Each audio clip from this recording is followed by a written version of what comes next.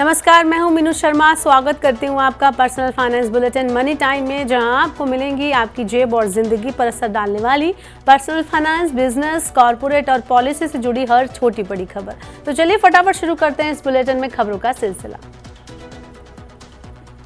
Food delivery platform Swiggy ने अपनी platform fees बढ़ाने का संकेत दिया है। इस बार प्लेटफॉर्म फीस को बढ़ाकर डबल किया जाएगा। हालांकि कंपनी ने अभी तक प्लेटफॉर्म फीस को बढ़ाया नहीं है, लेकिन उसने कुछ चुनिंदा यूजर्स के लिए अपने ऐप पर नई फीस के बारे में जानकारी अपलोड की है। स्विगी का दावा है कि प्रायोगिक तौर पर कुछ यूजर्स के लिए फीस को बढ़ाया जा रहा है। कंपनी का इरादा बड़े स्तर पर इसे बढ़ाने का नहीं है। पिछले साल अप्रैल में स्विगी ने कुछ चुनिंदा यूजर्स के लिए ₹2 की न्यूनतम प्लेटफॉर्म फीस शुरू की थी, लेकिन बाद में इसे सभी यूजर्स के लिए लागू कर दिया गया। अब प्लेटफॉर्म फीस बढ़कर ₹5 प्रति ऑर्डर हो गई है।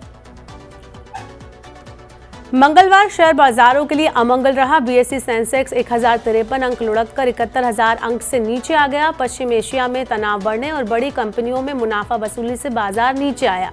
कंपनियों के तिमाही परिणाम उम्मीद के अनुरूप नहीं रहने से निवेशकों की चिंता बढ़ी है, जिसका असर बाजार में बिकवाली के तौर पर दिखा।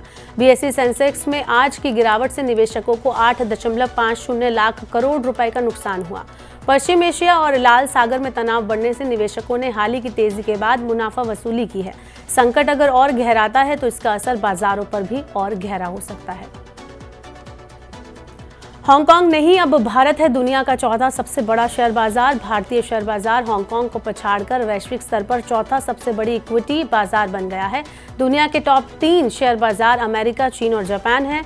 ब्लूमबर्ग के आंकड़ों के अनुसार भारतीय एक्सचेंजों पर सूचीबद्ध शेयरों का कुल बाजार पूंजीकरण सोमवार को $4.33 लाख करोड़ तक पहुंच गया। हांगकांग के हैंग सेंग एक्सचेंज पर सूचीबद्ध शेयरों का कुल बाजार मूल्यांकन $4.29 लाख करोड़ रहा। पिछले 12 महीने उन निवेशकों के लिए शानदार रहे हैं जिन्होंने भारतीय शेयर में अपना पैसा लगाया। साल 2023 में ही सेंसेक्स और निफ्टी में 17 से 18% की बढ़ोतरी हुई। साल 2022 में सेंसेक्स और निफ्टी प्रत्येक में केवल 3 से 4% की वृद्धि हुई थी। हांगकांग के इंडेक्स में वार्षिक आधार पर 32 से 33% की गिरावट आई है। वैश्विक स्तर पर कीमतों में तेजी आने के बाद दिल्ली सराफा बाजार में सोने का भाव ₹100 की बढ़त के साथ ₹63,250 प्रति 10 ग्राम हो गया। वहीं चांदी की कीमत भी ₹200 की मजबूती के साथ $75,700 प्रति किलोग्राम हो गई। वैश्विक बाजारों में सोना तेजी के साथ $2,028 प्रति औंस, जबकि चांदी बढ़त के साथ $22.24 प्रति औंस पर कारोबार कर रही थी। पश्चिम एशिया में अशांति बढ़ने के कारण सुरक्षित निवेश के विकल्प के रूप में सोने में खरीदारी बढ़ी है।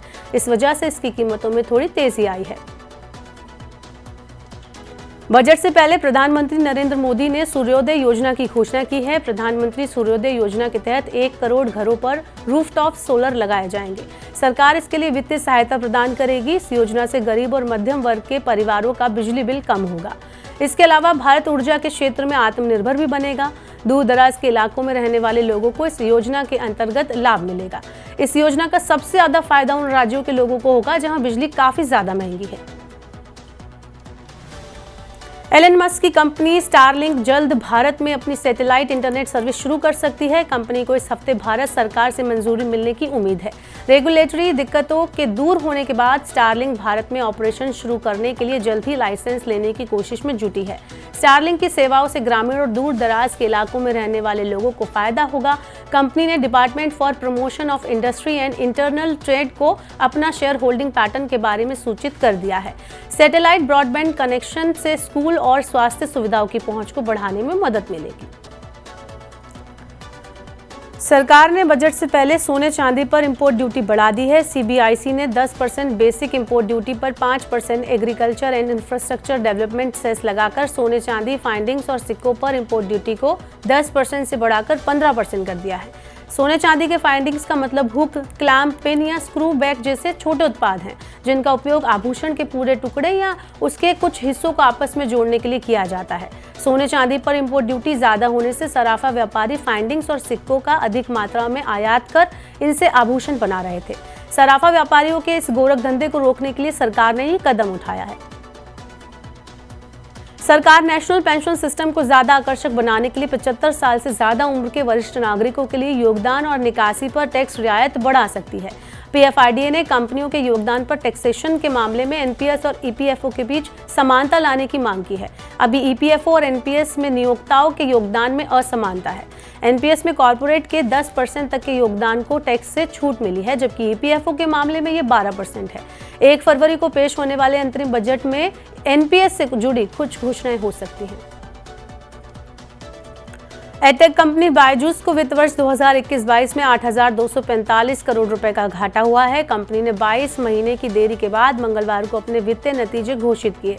आर्थिक संकट से जूझ रही यूनिकॉर्न कंपनी की 2 अनुषंगी इकाइयों व्हाइट हेड जूनियर और ऑस्मो में हुए नुकसान के चलते उसका घाटा बढ़ा है। बायजूस का घाटा वित्त वर्ष 2020-21 में 4,143 करोड़ रुपए था। कंपनी ने बताया कि बायजू की सहायक इकाइयों आकाश और ग्रेट लर्निंग का कारोबार 40% और 77% की दर से बढ़ा है। भारतीय कंपनियों को 5,000 अरब डॉलर की अर्थव्यवस्था का लक्ष्य हासिल करने का भरोसा है। डेलॉयट के बजट से पहले किए गए एक सर्वे में ये बात सामने आई है।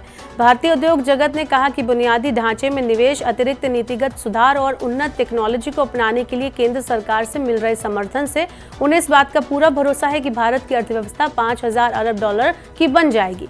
ऑटोमोटिव, उपभोक्ता और retail, technology, media and telecom, ऊर्जा, संसाधन और औद्योगिक क्षेत्र में उच्च वृद्धि की उम्मीद है। और अब खबर IPO से जुड़ी हुई। स्मार्टफोन के साथ लैपटॉप और वॉशिंग मशीन जैसे इलेक्ट्रॉनिक सामान की खुदरा बिक्री करने वाली फोन बॉक्स रिटेल IPO लेकर आ रही है। कंपनी का IPO 25 जनवरी को खुलेगा और 30 जनवरी को बंद होगा। एंकर निवेशक 24 जनवरी को शेयरों के लिए बोली लगा सकेंगे। कंपनी ने IPO के लिए प्राइस बैंड 66 से 70 रुपये प्रति शेयर तय किया है। ये एक SME IPO है, इसलिए कंपनी के शेयर NSE इमर्ज प्लेटफॉर्म पर लिस्ट होंगे। तो ये थी मनी टाइम में आज की बड़ी खबरें। अब वक्त हो गया आपसे विदा लेने का। अब आपसे होगी कल मुलाकात। पर्सनल फाइनेंस से जुड़ी खबरों को पढ़ने, सुनने और उनसे जुड़े खास कार्यक्रमों को देखने के लिए मनी 9 के सुपर ऐप को जरूर डाउनलोड कर लें। साथ ही आज का हमारा मनी टाइम आपको कैसा लगा, नीचे कमेंट बॉक्स में हमें अपनी राय देना ना भूलें। फिलहाल के लिए इस बुलेटिन में इतना ही। बने रहिए मनी 9 के साथ। नमस्कार, शुभ रात्रि।